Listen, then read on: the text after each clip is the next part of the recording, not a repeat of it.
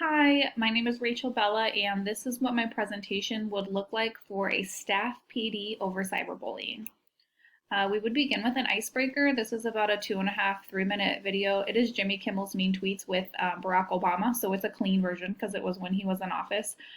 So we'd watch that, get a few laughs in before kind of jumping into a more serious topic. But we'd also then, it would open up the window for discussion around how, yes, they're funny, but how that actually, like in kids, when they do this, it's cyberbullying. And then that would segue straight into what is cyberbullying? Cyberbullying can be the repeated use of technology to harass, humiliate, or threaten. Cyberbullying happens when a child or group single out another child and torment, harass, humiliate, or embarrass that child. Cyberbullying takes place via email, social media, Twitter, Instagram, Facebook, Messenger, TikTok is a thing. Um, Snapchat, it's everywhere. Text messaging or any other online platform. Keeping in mind all of these different online platforms that exist, YouTube, that's another one. We have students that I know have YouTube pages. Um, we should already be on high alert because knowing that our students have access to these sites and have the technology already, that automatically puts them at a much higher risk of being cyberbullied or also potentially them being a cyberbully to others within the school, which we have had this issue. So this is really a good way to refresh our memories and kind of come together um, and think about some new ideas as to how we want to approach this, knowing this is an issue that we have dealt with in our building. What if it takes place off school grounds? It has been ruled in the courts that schools do have the authority to discipline students when speech articulated or behavior committed off campus results in a clear disruption of the school environment. So if anyone were to come and say that they saw, you see it on the news actually quite often, the threats that students make on Facebook about coming to school with weapons and harming individuals and things like that, that now is ruled it can be taken 100% seriously, and those offenses are like way more extreme, so those actually would involve law enforcement.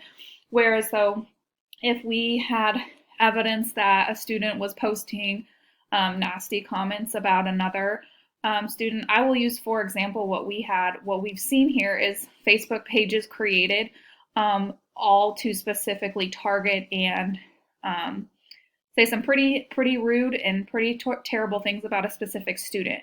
And so that behavior that can be handled here in the school, and it was. So knowing that these things that are said can be then brought back.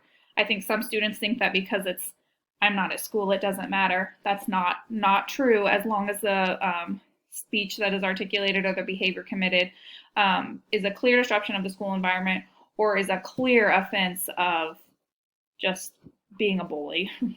Cyberbullying statistics. 64% of victims who receive an aggressive instant message say they know the perpetrator from in-person situations. 56% of online harassment victims reported it had been on Facebook. That one was pretty eye-opening to me and also concerning because I think like every third through fifth grader in our school pretty much has a Facebook. From 2010 to 2016, daily and weekly cyberbullying increased from 7.9% to 12% in a study that was conducted with principals providing the information. Cyberbullying victims are nearly twice as likely to attempt suicide compared to students not targeted with online abuse. That is a very eye-opening statistic that we really need to keep in mind when dealing with this. It shows the severity of it. It's not just a funny little mean tweets thing like Jimmy Kimmel does. It's a very serious thing. Effects of cyberbullying can be a huge range of things. It can be depression, skipping school, bad grades, bad health. Some of these students become bullies themselves, or as mentioned in the previous slide, suicide. How can we help stop cyberbullying? This is a great graphic that I'm going to post in the teacher's lounge and hang it up, and I'll put a few extra copies out for anyone who wants to hang it up, maybe up by the office too, we can have it. It breaks it down really nicely. It's for teens, but we have the older kids here in the building of the elementary school. Like they're able to read this. This is something that they could use to help them guide through this, because I know at times it can be awkward, especially if you see it happening and you know that it's wrong, but the person doing it might be one of your best friends. You don't want to get them in trouble.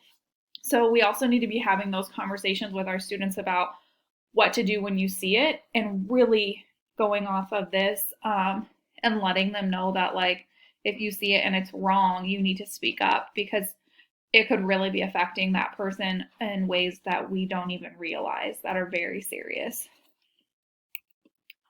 Now I want to open up the floor to some discussion. I would like us to, is there anything else that we're still wondering about? What are your thoughts on this? How do you discuss this with your students? We learn well from each other. So if you're talking about cyberbullying in your room already, I'd love to hear what you're doing in your room, and what is working for you, what has not worked for you, what lessons are you doing, what videos are you showing.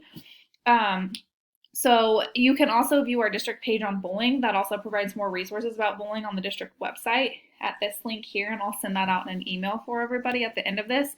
But right now I'd like to open the floor for discussion. I'm really curious, like, what are you doing, especially you teachers in the older grades? What are you doing in your rooms to teach your kids about this? Then obviously we would have a discussion about that. And whenever that wrapped up, that would be the end of it. And here are my references.